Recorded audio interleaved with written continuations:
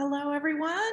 Good evening, friends, students, and colleagues from near and far. I want to welcome you to the Digital Sociology Lab's first ever Black Cyberfeminism speaker series. My name is Dr. Gina Marie Longo, pronouns are she, her, and I'm an assistant professor in the VCU Sociology Department and a proud co-founder of the Digital Sociology Lab. We're very excited for this event tonight, but before we would begin, I'd like to introduce some of you to the Digital Sociology Lab who might be new to us and some of our upcoming events so that you can mark your calendars.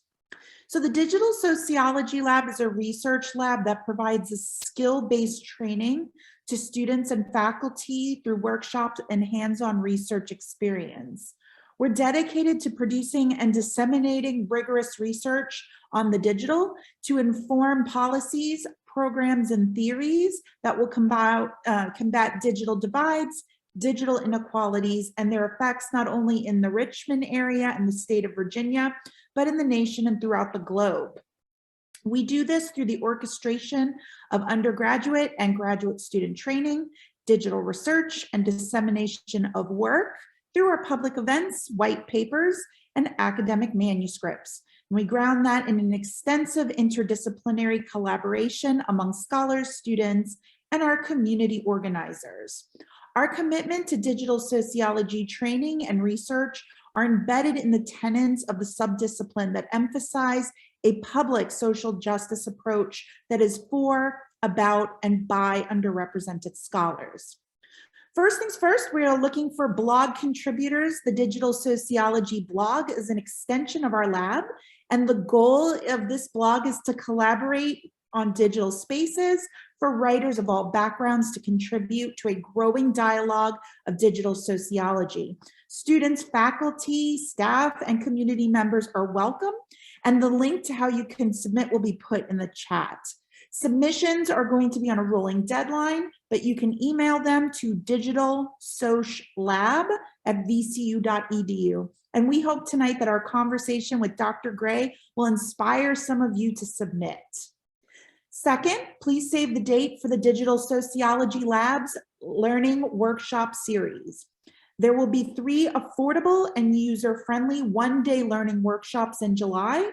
Participants will get hands-on experience learning a new skill set specific to digital data research. This year, we're very excited that we'll have workshops that include an introduction to critical UX research, an introduction to sentiment analysis, and web scraping and data mining. You can head over to our website and further information will be in the chat. Now it's officially my pleasure to kick off our first Black Cyberfeminism event and introduce to you 2 outstanding scholars. So our conversation tonight will be facilitated by Kaylin Banks Coghill, who is an up-and-coming Black cyberfeminist scholar who will no doubt define the field. Kaylin is a PhD student in media, art, and text here in that program here at Virginia Commonwealth University. She teaches in the gender, sexuality, and women's department, and her courses focus on race, feminism, girlhood studies, and hip hop. She earned her bachelor's degree in English from Old Dominion University and her master's degree in organizational communications from Bowie State University. Kaylin participated in the inaugural class for Redesign LLC's content mapping program, where she and other educators nationwide worked on anti-racist curriculum for K-12 schools.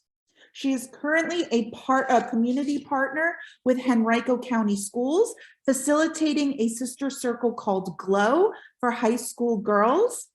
Outside of her scholarly and service work, she is a network advisor for the Digital Black Lit and Composition Organization, board member for Neighborhood Access, and she holds a very important part in the creation and facilitation of our VCU Digital Sociology Lab as a fellow. Please welcome Kaylin. And now I'm very excited to introduce to you our speaker and honored guest this evening. Please help me welcome Dr. Kishonna Gray, Dr. Gray is an associate professor in writing, rhetoric, and digital studies at the University of Kentucky.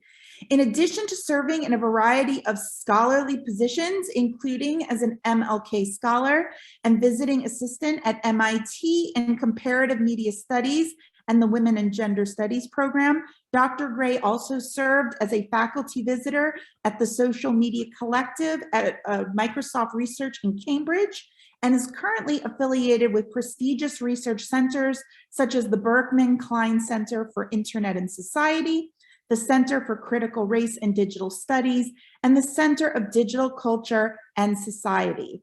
Her book, Intersectional Tech, Black Users in Digital Gaming, explores gaming culture and delves into the impacts that technology has on culture and how Black users in particular influence the creation of technological products and the dissemination of digital artifacts. It is a must read for any serious digital scholar. We welcome you, and we are so delighted to have you here with us tonight. And without further ado, I am going to be quiet and turn it over to Kaylin. Thanks, Kaylin. Hello, everyone. Thank you all for coming and hanging out with us for a bit as we talk to one of my favorite people in the world, Dr. Kishonna Gray. I'm always excited to be in conversation with her. Her work is amazing, and it really informs and influences the work that I'm doing as a graduate student.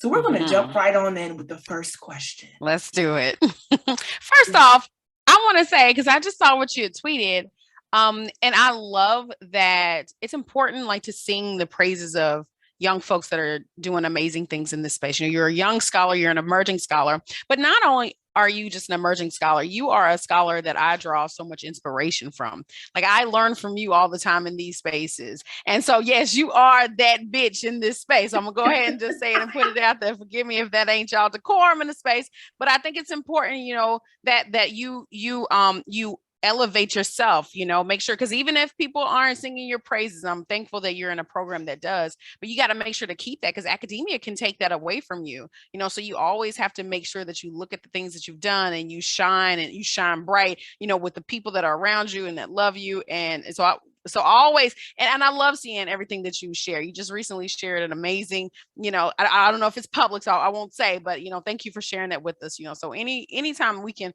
praise you and elevate you, I want to make sure that we do that. Absolutely. Thank you so much. Don't make me emotional. Oh, you know, it's a love fest anytime we're in the same space. I know. That's what it's supposed to be. I know, and I love it so much. I do. So the first question is the question that probably everybody has is, what is Black cyberfeminism, and how does one become a Black cyberfeminist?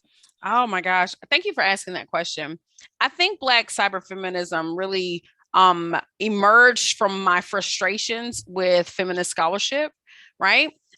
So I wasn't introduced to feminist scholarship until like graduate school, like most of us, right? And I really wasn't introduced to like a lot of Black feminist scholars, like until I'm almost done with like dissertation work, and everybody just dumped all these books on me, and they said, Kishonna, you sound like you need to read this. And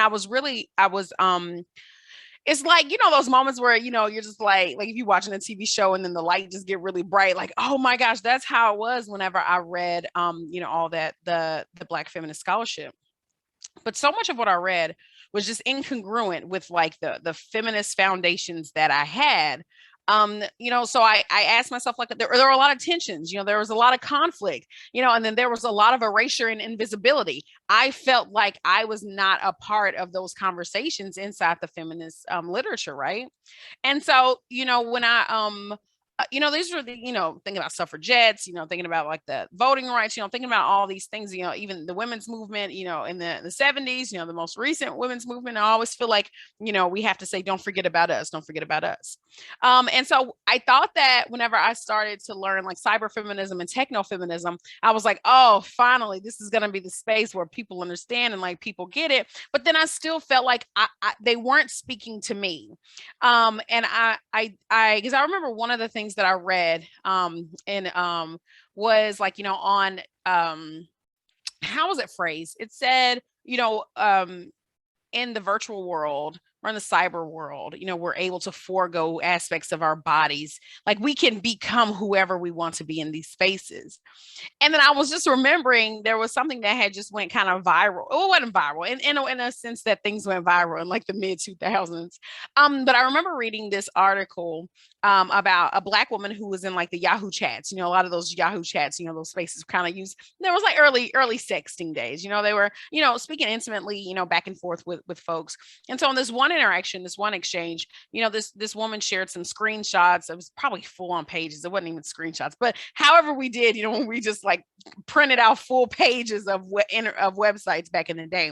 But she, in this exchange, this person was saying, "Oh, I love caressing your beautiful vanilla skin." And then she was like, "Oh, hold up. My skin is a little more chocolate. It's a little more mocha." And then so he was like, "Wait a minute, you just deceived me. Why didn't you tell me, that you were Black or brown or whatever, he had said."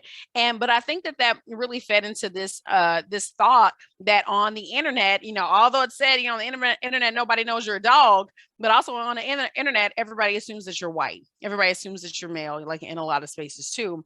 And I needed some kind of theoretical interventions that would allow me to first say, hey, we're here and we've always been here. We just participate in different ways, right? But also to say that we are contributing in really significant ways too. Not all, we're not just in here, I'm thinking about, during that day, like a lot of the work from like Anna Everett, who's just like such an amazing scholar in the space.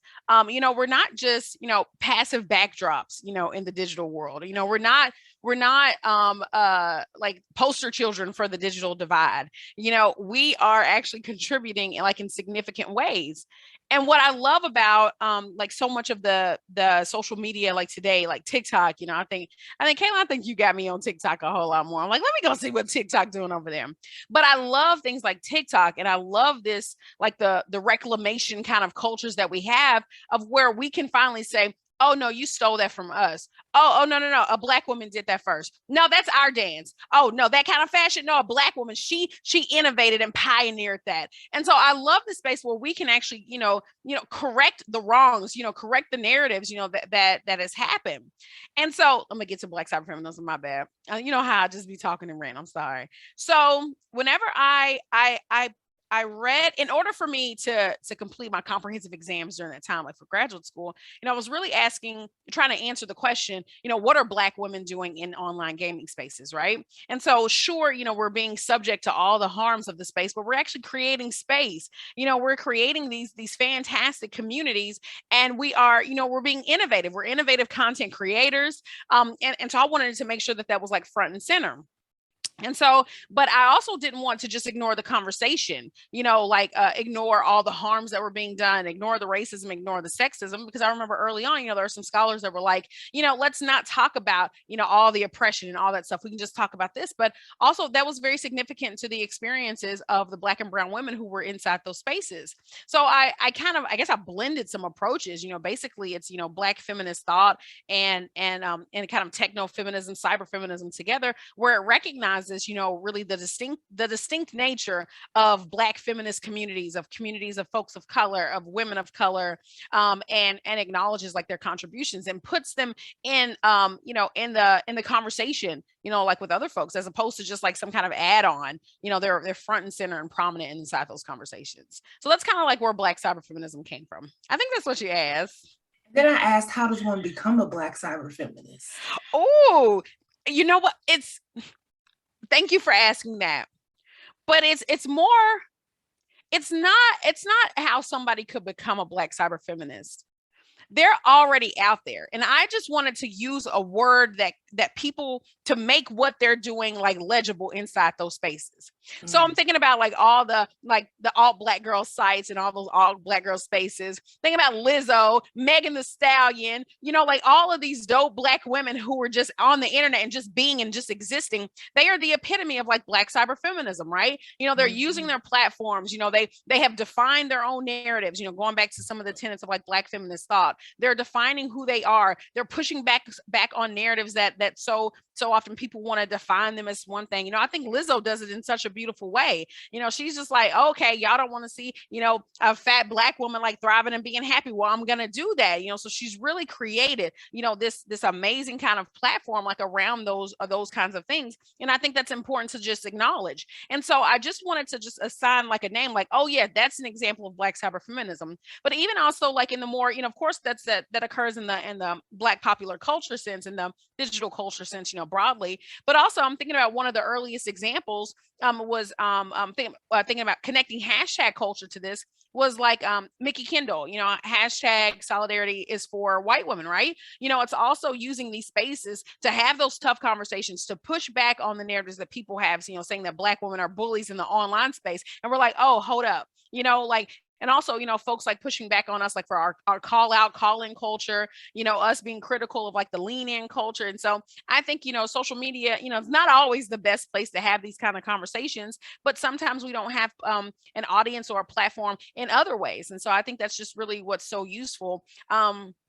So I imagine, like, for instance, like somebody like Mickey Kendall, that would be, somebody, proclaiming those kinds of narratives and those kinds of truths. That would be kind of like, what if like the women from the Coghill River Collective, like, were to tweet, like what kinds of things would they tweet?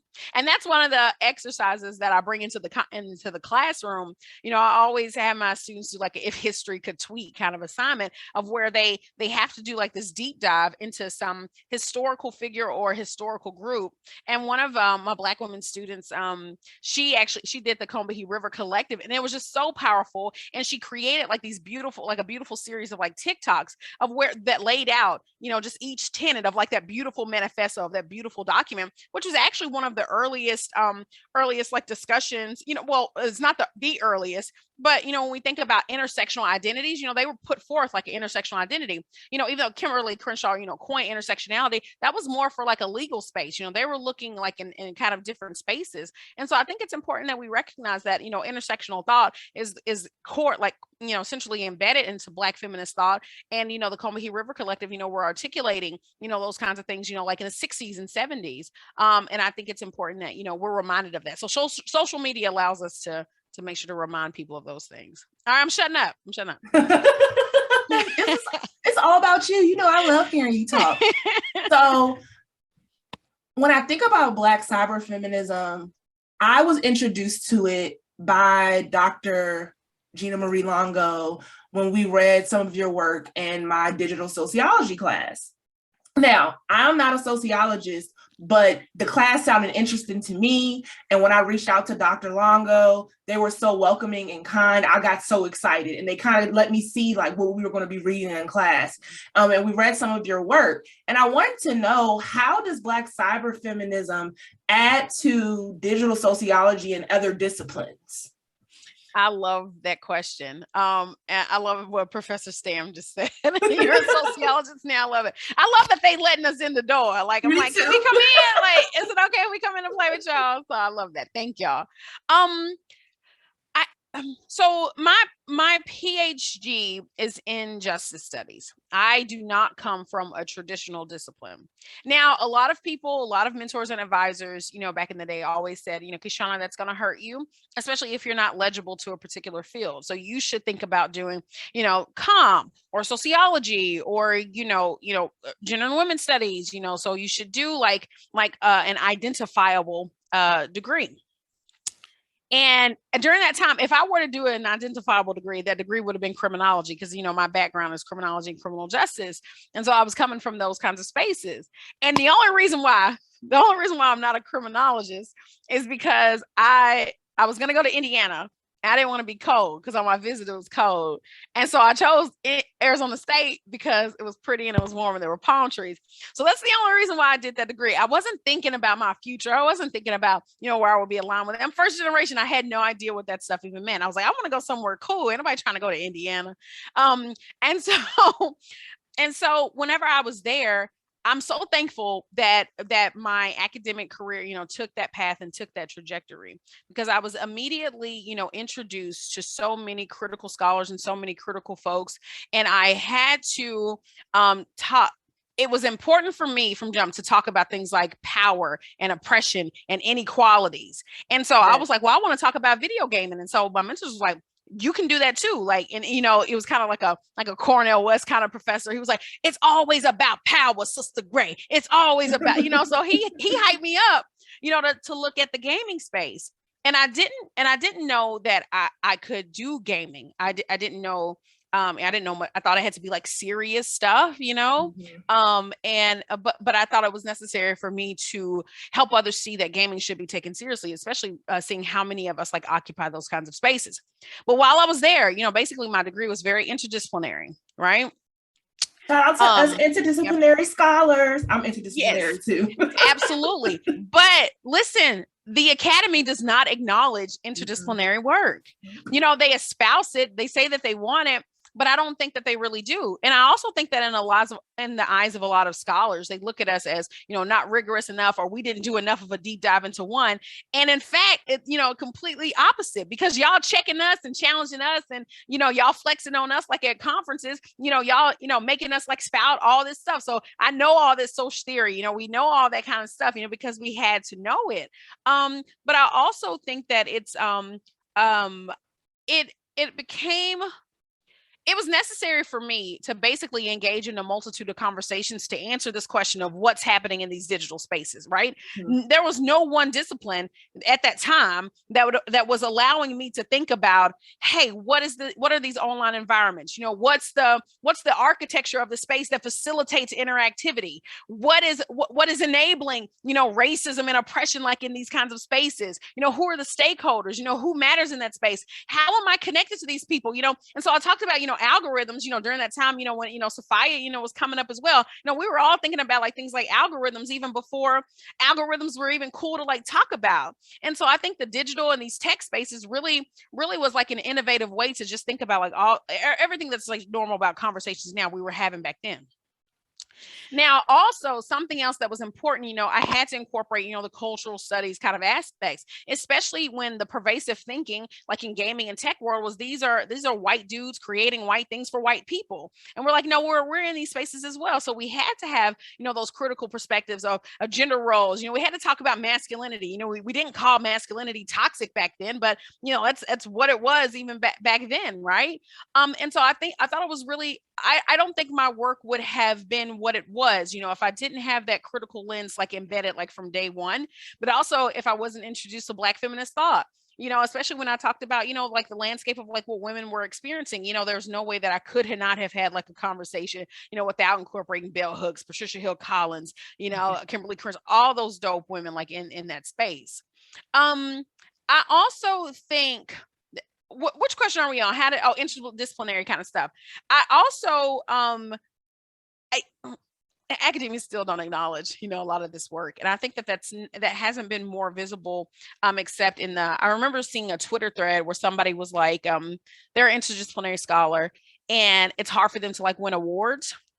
So I guess I wish that there were like a few changes so for instance, I'll probably never win an award because I'm not a child of comm. I'm not a child of sociology. And a lot of times those are reserved for the folks who have been in that space and, who have made those more legible connections like with their work. So I would say that's probably the only harm. But other than that, like I think I love that programs are encouraging, more of these, cross campus kinds of conversations, and, urging like students to complement like their work with, things like AAAS, Latinx studies, all those necessary frameworks to help us like answer like some of these questions that we're having in these spaces, but we're still not acknowledged.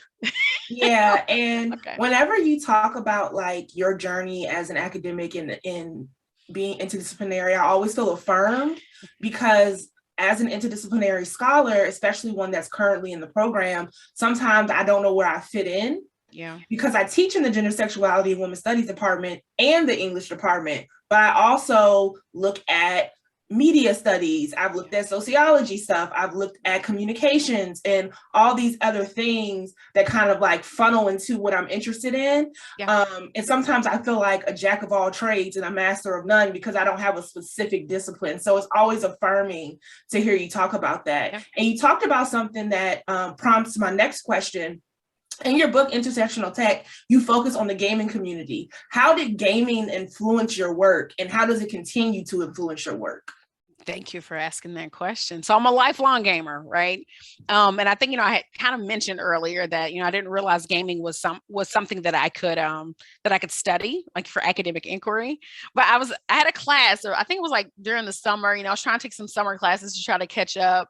But I was working too. So I was half-assing my classes and I was procrastinating. And so it was like it may have been like digital ethnography class, maybe. And I had to tell my professor, I was like, listen, I haven't done much work. I haven't done anything you asked, but please don't fail me because I need these credits in this class, right? And so he's, amazing human being. He's like, well, Kishonna, we can get this done. Let's talk about, where the space is. It's kind of like, he was probably like a hipster before we called hipsters.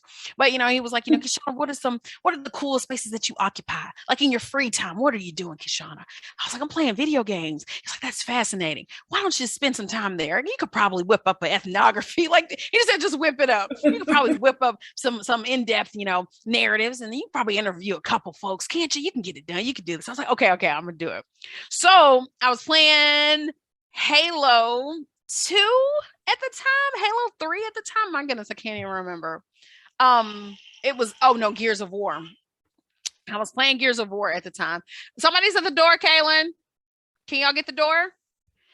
So I was playing Gears of War at the time. And, I just provided like a deep dive into the world, like it's an amazing space, we're killing zombies, but I was hyping up the language around that to make it seem like it's the dopest space you've ever seen.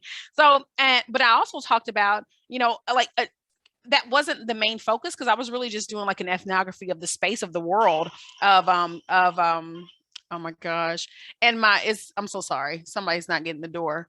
Can you just, I don't want to yell.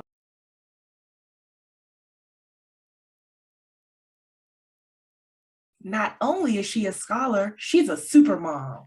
I am a super mom.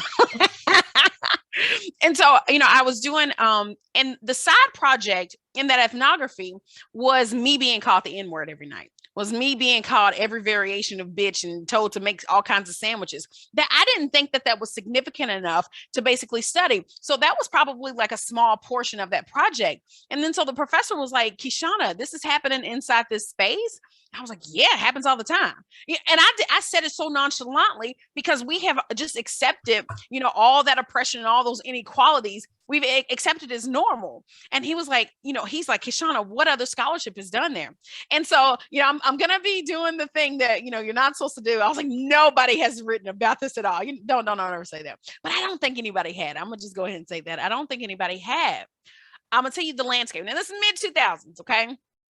So kind of late 2000s. This may have been like 2009. So the landscape of like game studies, whenever they were talking about, issues related to gender, it was just talking about white women in the space, white women and girls in the space, right? So it was useful literature. And I was like, well, I did a deep dive in that. Like it's useful. Like it really sucks for them. I'm like, that's not my reality. And also there was very little to no engagement in the console space. All of it was like PC gaming focus, World of Warcraft, EverQuest, those kinds of spaces. Nobody was talking about like really like Xbox Live. And I think Xbox may have been the only console that was online at that time. I don't think PlayStation had been on there, or it may have been early. They may not have really like expanded it to be very significant, but really nobody was talking about this stuff like at that time. And so he was like, why don't you, he wanted me to expand on that. He thought it was fascinating. And so I didn't really know what to do because there was no literature. So I'm like, how do I talk about this? Right. And I'm going back to remember that Cornell West type of professor that I had. He's like, Kishonna, it's all about power. It's all about this or whatever. And so, I went down a rabbit hole with Omi and Wynett, racial formations, was necessary. Bonilla Silva's work. I'm like, it's a lot of racism without racism because somebody just called me nigga. And then they were like, but dude, I'm not racist. I'm like, make that make sense. So I had an amazing amount of literature that I could draw from, because those spaces were like looking, and also I'm thinking about how much I was inspired by linguistic profiling, that scholarship from like the housing landscape of like, somebody calling to get a loan, but if they sound Black, you're not getting the loan and stuff. Mm-hmm. But I was like, I can talk about linguistic profiling here because that happens. Like whenever they hear how I sound, then they react and they lash out in those kinds of ways, mm-hmm. So there was some good, scholarship that was budding, that was emerging like during this time. And also there were already scholars who were talking about like online communities. They may not have been talking about gaming, but I'm thinking about Nancy Bames' book about like soap opera, like communities online, like around like soap operas. I'm like, that was useful for me to understand how people like organize themselves and kind of coordinate with one another. And so there was so much literature that I was able to draw from to help me, answer the questions that I needed to answer. And really, was really like, how does the architecture of the space just facilitate, inequalities and inequities, and diminish the experiences of people of color in the space. That was what'd you say, Mahima? Mahima's one of my amazing students in my hip hop feminism and poetry class. Wonderful. They're it's some awesome. Good stuff. Let me know if I need to send anything y'all's way related to that. Yeah, but I think that answers the question. I hope that answers. Yes, and I think it's so dope. Like, seeing your work has inspired me. I recently reread Intersectional Tech because it's one of the books that's on my comp list. Comps are coming up, y'all. Keep me lifted. You got it. But I reread Intersectional Tech because I really wanted to be able to understand how to take something that may not have a lot of literature on it and make it legible and understandable and accessible. And with your book, Intersectional Tech, you do such a great job of including those interviews and talking about gaming in a way that anyone can understand it. My husband is like a true gamer. And when I was reading the book, I was reading passages to him and we were having these in-depth conversations about the gaming community. So like, your book was it's very important to my scholarship. And I think that everyone needs to read it. Awesome. I appreciate you. So my next question is kind of shifting because it's going to talk about some of the work that you do. So I've noticed that you publish a lot with junior faculty and graduate students, which I think is so amazing and honorable because you rarely see that happening. What prompted you to start this practice? I was fortunate enough. So whenever I was in my graduate program, I was fortunate enough to not have to teach my first 2 years. I had like a fellowship where I could just learn to research, and I was able to learn the publishing pathway. I was also fortunate enough, like in that program. So, one of my first publications, was with the faculty member. They taught me how to publish. They taught me how to write. They ensured that, they was like, writing doesn't have to be a struggle if you follow this template. So I was really guided through that. And I even, the first book that I'm on, was the book from a faculty member, in my program at ASU. I love singing the praises of ASU. Not going to take no students away from y'all PhD program, but y'all should consider ASU, School of Social Transformation. But they taught us like that pathway. And so I feel like that was one of the things that I need to pay forward. And I needed to make sure that I incorporated that into my own like mentorship and advising like of students. But the academy does this interesting thing though sometimes. The academy, I'm gonna say it's not a collaborative space, and it's not a space that values like collaborations, right? Because one of the earliest things that most of us, if you stay in academia, most of the things that you're going to be told is that you need a sole authored manuscript. You need those, single authored articles. You can't be doing work with like other people, right? And I feel like that went against my intersectional feminism, which is all about like communal togetherness. We do that. And also it goes against like how I learn, like my epistemological, kind of framework, how I learn about the world. We don't learn it in isolation. We build knowledge like together. We're co-producers of knowledge. And that's how I see like a lot of my work. But I wanted to, I remain committed to, like, if there were students who were interested in this academic world, I wanted them to be exposed to what it meant to publish before they even left. So there were a lot of students like in my master's program when I was at Eastern Kentucky University, I wanted to, write with them. Whenever I was at UIC, I'm like, I feel like, especially with how the market is now, these students need a publication, just to be considered, like on the market, which is awful. And I hate that, but that's the reality that you all are in right now. So I thought it would have been a disservice for me to not invite, students, to join me like in writing and co-authoring and like publication. So I am really adamant about, co-authoring like with other folks and to introduce like folks to a lot of that research. I also feel like maybe I'm in a stage of my career where I can do that, where I still have scholars around me. They're like, Kishonna, I can't write with you because I have to write this by myself. And I'm like, I get that. Like, and I'm very sorry about that. I just wish that there was like, that shouldn't be the way, because and it's also weird because I'm thinking about like in the sciences, right? Like you see some of these publications, you got 20 authors on that. I'm like, why can't we do that? We can all just talk and brainstorm and write something together, and then we can just, submit this beautiful, Black feminist, whatever, but that's not really heard of, like in some of our fields, like in the humanities or the social sciences, it's pretty frowned upon. And then a lot of us, spend so much time like isolated doing like our own projects. A lot of people are like, well, how can we even begin to do that? So like when me doing like an ethnography, usually that's just me, in a field, in a space. I also think that we don't have methodologies that lend themselves to collaborative research. So I think, we have to create some new ones. We have to, we have to make sure that it fits who we are like today in more of a collaborative communal kind of like space. And it's okay if we don't have to discard those old ways of doing things, but I think we should make space of doing it in new, innovative kinds of ways. Yeah, I agree. I think that watching you do that has inspired me to think about how I want to be when I'm in your position, and how I want to work with students and not have that power over them.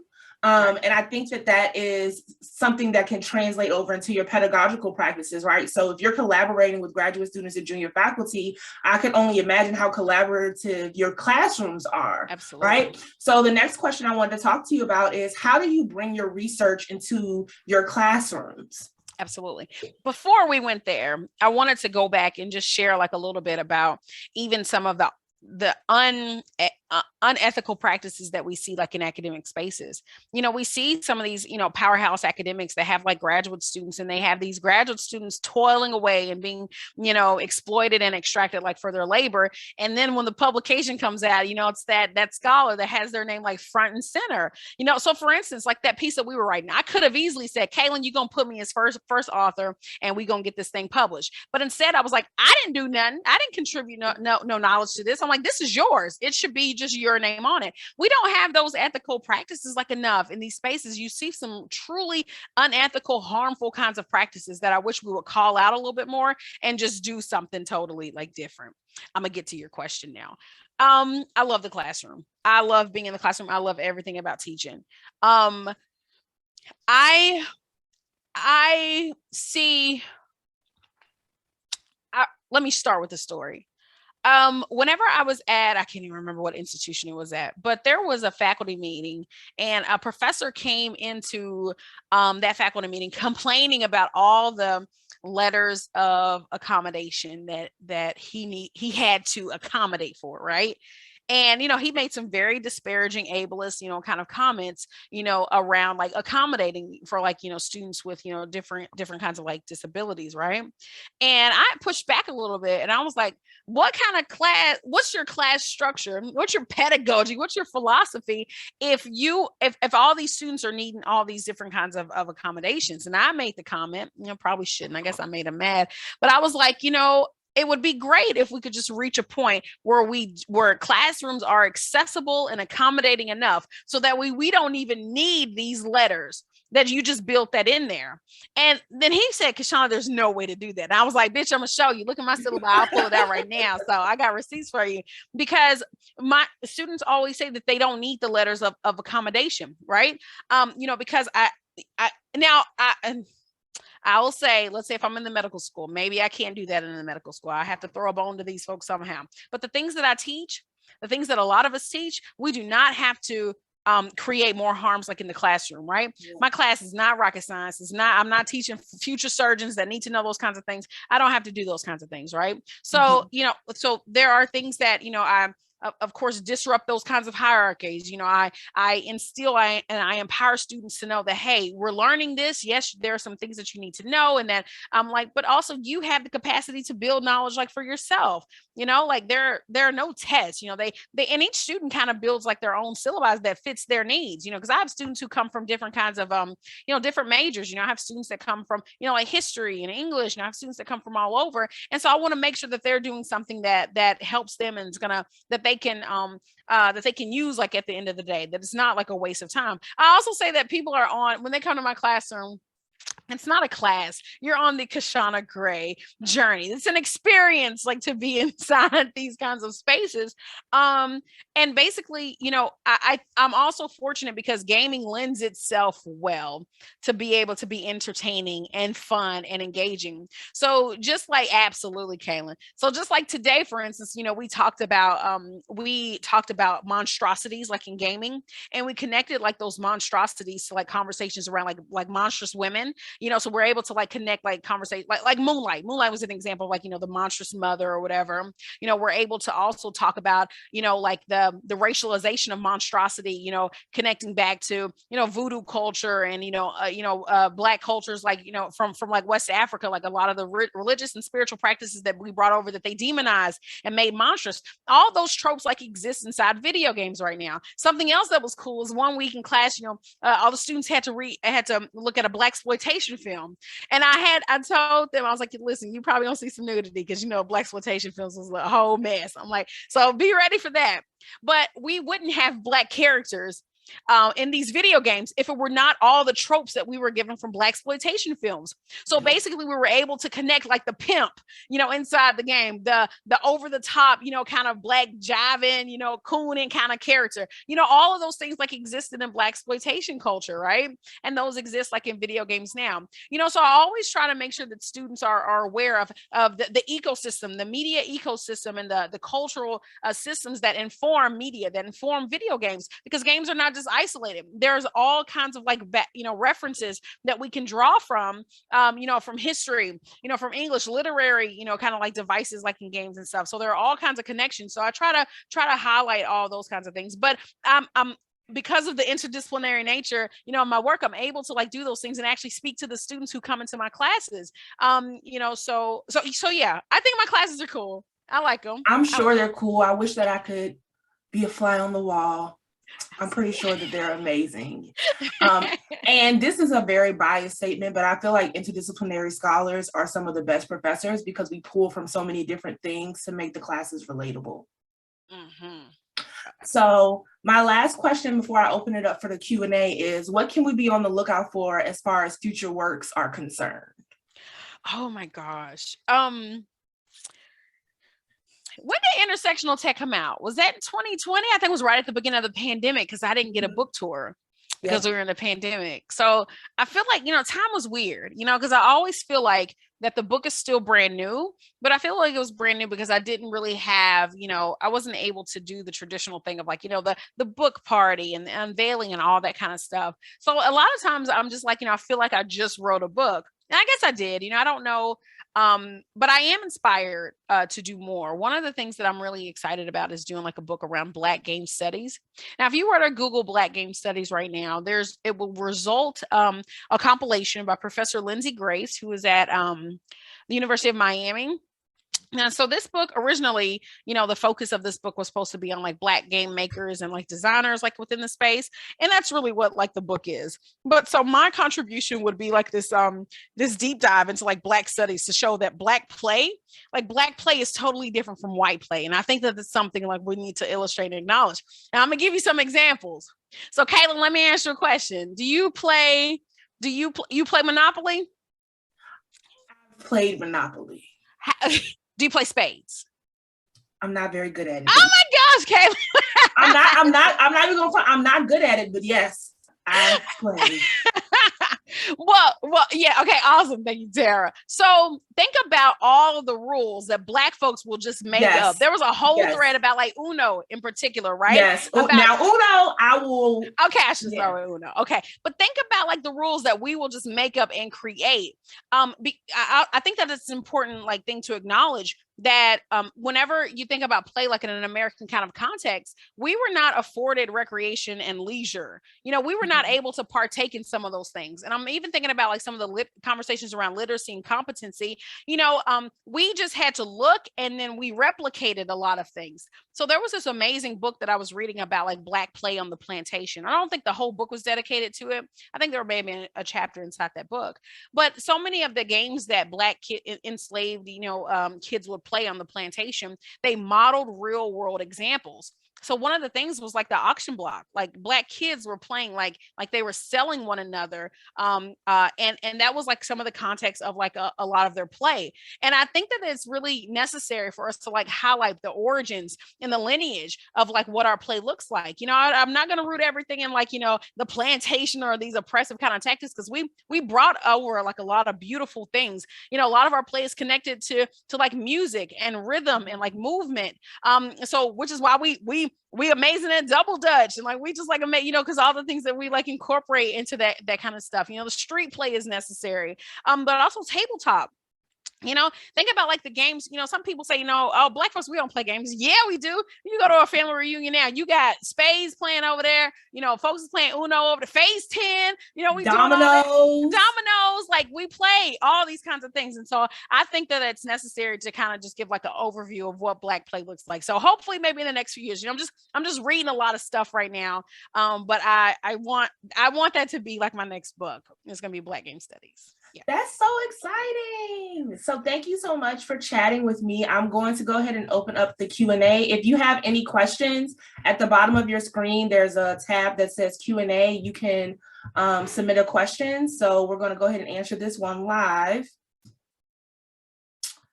What games did you play? And this question came when you were talking about gaming during your dissertation process.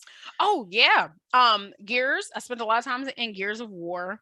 I spent a lot of time in Halo. Call of Duty was also a game that I played a whole lot. So these were I was very much in the shooter and sports realm. So I also played like a lot of NCAA, the football game, and played a lot of Madden and 2K, because I was in the spaces, because I was doing ethnography, remember? So I was following where folks of color were. So I think the majority of the folks in that study were Black and brown men. So I was playing, a lot of the Black men, they were in the sports world. So I was playing the sports games, with them. A lot of the Mexican American men and the Puerto Rican men, they're playing Gears of War a lot, like in those kinds of spaces. So I spent my time probably mostly in sports fighter games. Oh, listen, I was whooping everybody in Mortal Kombat. So the genre is probably shooters, fighters, and sports. Those are the games I was playing. And do you still find yourself playing those games now, or do you not play them as much anymore that you're out of your dissertation process? Listen, I'm waiting to go back to it right now, because it's on the screen. I'm waiting to go back to Apex Legends like right now. And I also got to check out Fortnite, because I hear they took out the build. And so like I couldn't do the building, like it was not for me. So I'm gonna go back and check. My husband literally just asked me yesterday if I wanted to play Fortnite with him and one of our friends. And I was like, I don't know, because when I think about Fortnite, I think about the original game when it first came out. Same. But now you have me thinking like, maybe I'll give it a try. I think so. Maybe we should. Let me know when you do and how you feel about it. I'll do it too. I'll download it. And okay. Wait, have you played Life is Strange yet? No, because I'm waiting for you. See how I turned it around? Real quick. See, I'm waiting on you, Kaylin. Oh my goodness. So we have another question. Let me go ahead. I don't know if you can, when I click answer live, does the question pop up? Can you see the question? Oh, maybe I need to go in there. And I see Professor Stam has a question also. Okay, I'm gonna just read this question. Okay. Thank you for this talk. As someone who has recently finished a doctoral program and left academia for many of the reasons you mentioned, how can I get involved in collaborative interdisciplinary research similar to what you have been doing?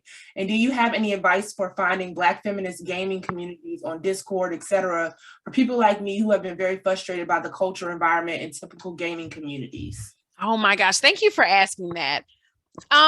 There are a lot of platforms that have like emerged like around, POC in play, folks of color, like in gaming. Of course, Black Girl Gamers, is a pretty, huge like platform. You gotta, there are some stages and steps like to become like a part of the community. But I think Twitter is really like the place where I see the Black women of color like community in gaming is like the strongest, because I think Discord does not really afford enough like connectivity and natural like collaborative like kind of nature. Discord is really like, hey, when y'all gonna play? You're gonna play like it's too structured. It doesn't really fit the communal nature that I think that a lot of women of color they foster and facilitate. So I would really say Twitter is really like, one of the dopest spaces. I think, to find people like you can connect, to different kinds of hashtags. So I would really start there. And then there's a Black Girls Gaming Twitter page that highlights black women in gaming. Yeah, all the time. They'll feature different kinds of folks and their information to connect with them. But I also have found myself, I can't play with everybody.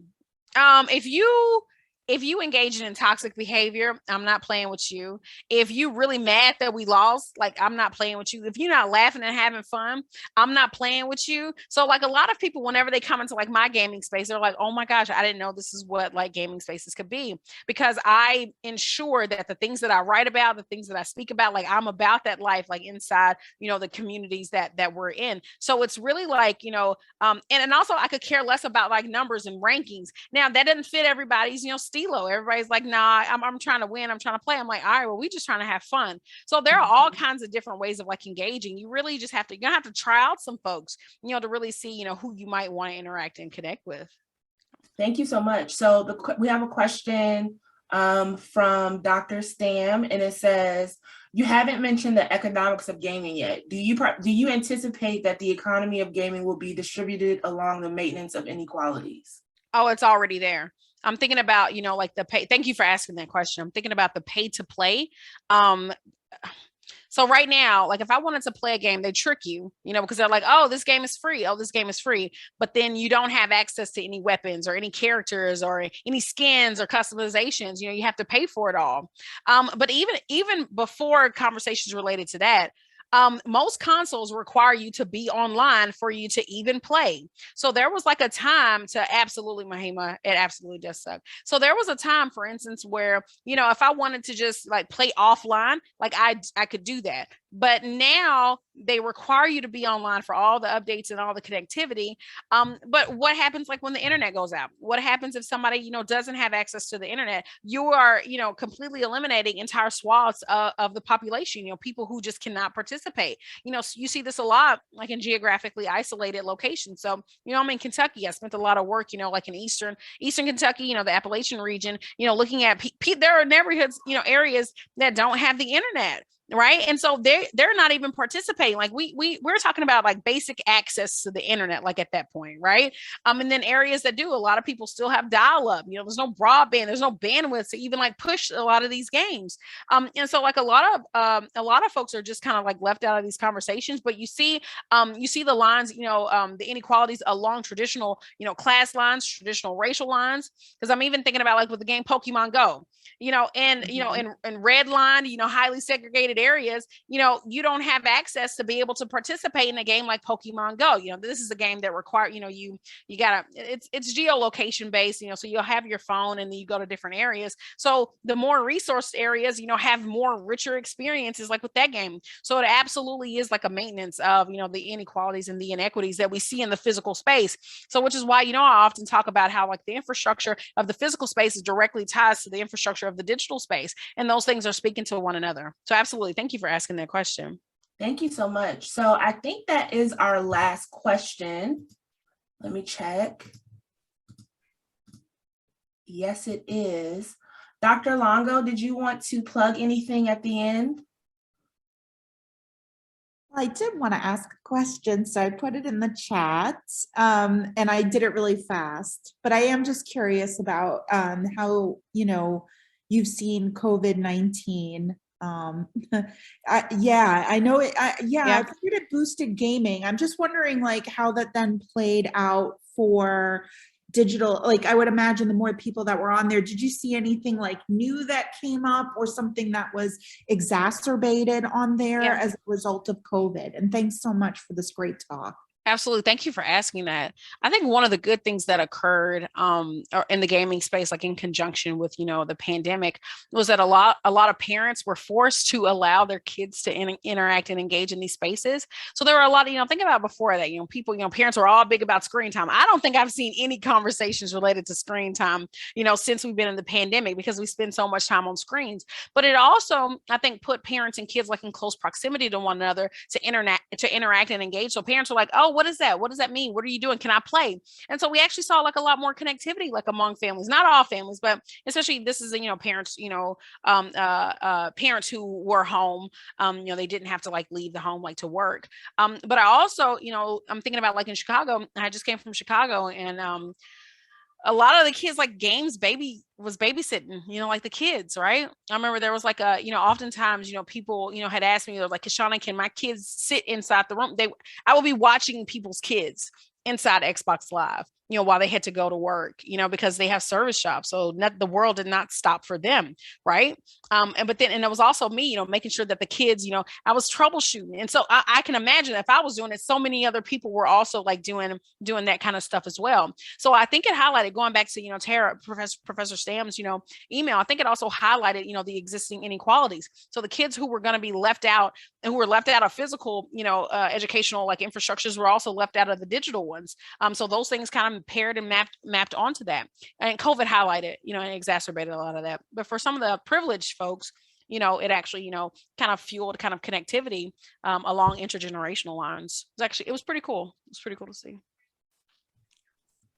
Thank you so much for that question. And we are at 7 o'clock. In the chat, there's some information about our blog that we have. If you're interested in submitting to our blog, you can definitely email us at digitalsociollab@vcu.edu. And there's also a link in the chat that talks about our learning summer skills classes. If you all are interested, I'm going to pass it over to oh, we have a question of someone asking, are there other ways to get involved in the Digital Sociology Lab aside from contributing to the blog? Absolutely. Please contact us. We are always looking not just for, graduate students. We want to get everyone involved. So whether you are a community member, staff, undergrad, we want to hear from you. We've got research going on. We've got blogs. We've got events that we're setting up. So there's lots of ways that people can get involved. The cool thing about our lab is that we are not working with a vertical hierarchy. We work with a horizontal hierarchy, horizontal space. So everybody's voice, everybody's contribution matters. We have mentee programs where we mentor one another. So please come and join us. If you want, you can contact me directly. I will put my email in the chat. It's longog2@vcu.edu, but you can also head over to the site. We'd love to hear from you. We want to work with you. So thank you all so much. And I'm so glad to have that question asked.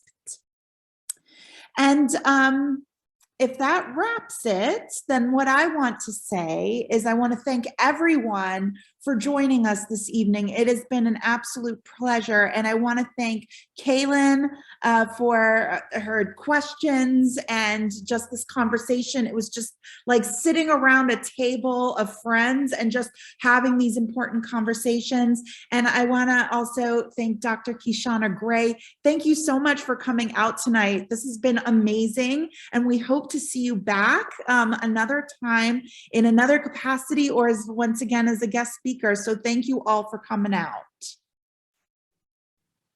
Bye. Bye, everyone. Thank you.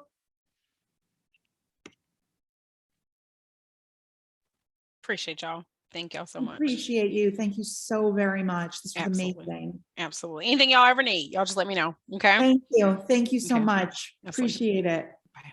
Bye.